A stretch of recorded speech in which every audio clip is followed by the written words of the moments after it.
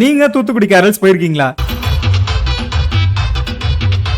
Christmas time மட்டுமே நடக்கிற ஃபேமஸான கேரல்ஸ்க்கு நாங்க ஃபர்ஸ்ட் டைம் போனோம். நாங்க கிளம்புறப்ப மணி 11 ஆயிடுச்சு. சரி சும்மா போய் பார்க்கலாமே அப்படின்னு சொல்லி எல்லாரும் கிளம்பணும். போய் பார்த்தா எல்லாருமே டிஸ்பஸ் ஆகி கிளம்பிட்டு இருந்தாங்க. அப்பதான் பார்த்தா எங்கேயோ ஒரு சவுண்ட் கேட்டுச்சு. சரி அங்க பக்கத்துல போய் பார்க்கலாம்னு சொல்லி பார்த்தா ஒரே ஒரு வண்டி மட்டும் போச்சு. வந்ததுக்கு ஒரு வண்டினாச்சும் பார்த்துட்டு போயிடலாம் அப்படின்னு சொல்லிட்டு வெயிட் பண்ணி பார்த்துட்டு இருந்தோம். வந்ததுதான் வந்துட்டோம். அப்படியே எதனா சாப்பிட போலாம்னு சொல்லி வண்டி எடுத்துட்டு கிளம்பியாச்சு. நைட்டு போற வழியில வந்து பாத்தீங்கன்னா இன்னொரு வண்டி வந்துச்சு. அந்த வழியில கார்ல போக முடியாததுனால காரை லெஃப்ட் சைடு ஓரமா பார்க் பண்ணிட்டு நம்ம வந்ததே இதை பாக்குறதுக்கு தானே சரி பார்க்கலாம்னு சொல்லி நிப்பாட்டியாச்சு. நின்னு பார்க்க ஆரம்பிச்சா கிட்டத்தட்ட ஒரு மணி நேரங்க கண்டினியூஸா ஒரு 10 வண்டிக்கு மேல வந்துகிட்டே இருந்துச்சு. சோ நாங்க எதுக்கு வந்தோமோ அது வந்து நிறைவேறிடுச்சு. நானும் ஹாப்பி, வீட்ல உள்ள எல்லாருமே ஹாப்பி. அண்ட் ஒட்டுமொத்த தூத்துக்குடி மட்டும் இல்லாம வேற வேற ஊர்ல இருந்துலாம் வந்து இந்த கேரல்ஸ எல்லாருமே என்ஜாய் பண்ணிட்டு போறாங்க. அங்க போனாலே ஆட்டம் பாட்டம் மட்டும் இல்லாம அங்க நம்ம போனாலே நமக்கே ஒரு வைப் கிரியேட் ஆகுது. அந்த லெவல் பாத்தீங்கன்னா அட்டகாசமா இருந்துச்சு. அப்புறம் சாப்பாடு கடைக்கு போனோம். சாப்பாடு எந்த கடையிலுமே இல்ல.